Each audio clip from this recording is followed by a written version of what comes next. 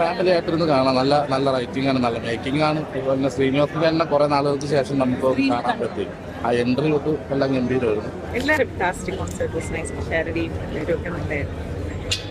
സ്ത്രീകൾക്ക് വലിയ റോളൊന്നും ഉണ്ടായിരുന്നില്ല, കൂടുതലും ആളുകൾ തന്നെയാണ്. ഫൺ. എല്ലാവരും പടം പോയി കാണാം, ബിക്കോസ് ഇതൊരു ട്രൂ ഇൻസിഡന്റിനെ ബേസ് ചെയ്തിട്ടുള്ള കഥയാണ്. അപ്പോൾ എല്ലാവരും ആ കഥ എന്താണെന്ന് അറിയാൻ വന്ന് കാണാൻ തിയേറ്ററിൽ. ധ്യാൻ ചേട്ടന്റെ അടിപൊളി സ്ക്രിപ്റ്റാണ്. ഇത് ശരിക്കും നടന്ന സംഭവം. അതെ, ഒരു ഏടാണ്. ആ ജീവിതത്തിൽ നിന്ന് നടത്തിയെടുത്തൊരു ഏട്, കൂട്ടുകാരന്റെ ജീവിതത്തിൽ നടത്തിയെടുത്തൊരു ഏട്. സെക്കൻഡ് പാർട്ട് ആയിരിക്കും ഇതിലേക്കാട്ടി സസ്പെൻസ്. ശ്രീനിവാസൻ സാറിന് അത്യാവശ്യം നല്ലൊരു റോളുണ്ട്, ഒരു സർപ്രൈസ്. സാറിന്റെ ബിഗ് സ്ക്രീൻ കാണാൻ പറ്റുന്ന സർപ്രൈസ്. കുറെ നാൾക്ക് ശേഷം ആളെ സിനിമയിൽ കണ്ടപ്പോൾ നല്ല രസമുണ്ടായിരുന്നു. Overall movie very good. നല്ല സിനിമയായിരുന്നു, ഇഷ്ടപ്പെട്ടു.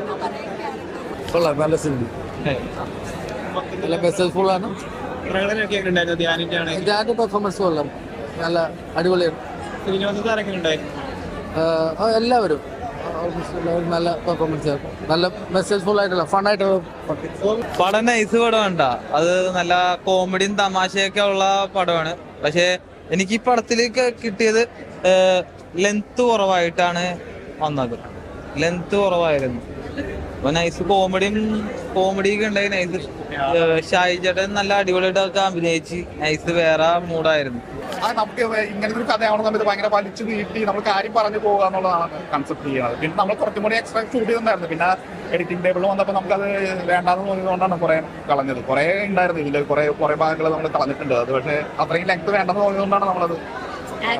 ഈ ഫ്രണ്ട്സിന്റെ ഒരു നമ്മൾ ഈ ഫ്രണ്ട്സ് കൂടി സംസാരിക്കുന്ന സമയത്ത് കൂടുന്ന കോമഡിയും അങ്ങനെയൊക്കെ തന്നെ ഒരു ഇതായിരുന്നു. എനിക്ക് മൊത്തത്തിൽ ഇഷ്ടപ്പെട്ടു, നല്ലതായിരുന്നു. അതാ എനിക്ക് ഇപ്പോൾ അജു ആണെങ്കിലും ഇപ്പോൾ രമേശ് പിഷാരടി ആണെങ്കിലും അവരുടെയൊക്കെ ഒരു മൊത്തത്തിൽ നല്ല രസമുണ്ടായിരുന്നു. പിന്നെ ആ ക്ലൈമാക്സിലുള്ളൊരു പോർഷൻ എനിക്ക് ഇഷ്ടപ്പെട്ടു. അതെന്താണെന്ന് ഇപ്പോൾ ഞാൻ പറയുന്നില്ല, എത്ര പേർക്ക് അറിയാമെന്ന് അറിയുന്നില്ല. ജീവിയുടെയും ദിവ്യന്റെയും കോമ്പിനേഷൻ വർക്കൗട്ട് ആയിട്ടുണ്ട്.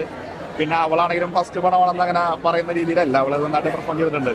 നമ്മുടെ നടി എല്ലാം മൊത്തത്തിൽ ഹാപ്പിയാണ് ഞാൻ. പിന്നെ രമേശ് ചേട്ടൻ അജു ചേട്ടനും പറയണ്ടല്ലോ, അവരുടെ കോമ്പിനേഷൻ നന്നായിട്ട് സെക്കൻഡ് ഹാഫിൽ കുറച്ച് കഥ പറച്ചിൽ രീതി ആയതുകൊണ്ടേ ചില ഏരിയാസ് നമുക്ക് ഡൗൺ ആവാൻ തോന്നി. പക്ഷെ അവരുടെ പെർഫോമൻസിൽ അവരത് എടുത്തിട്ടുണ്ട്. എല്ലാവർക്കും ഇഷ്ടപ്പെടുന്ന ഒരു കോമഡി എന്റർടൈനർ തന്നെയാണ്. പിന്നെ എല്ലാവരും നന്നായി അഭിനയിച്ചിട്ടുണ്ട്.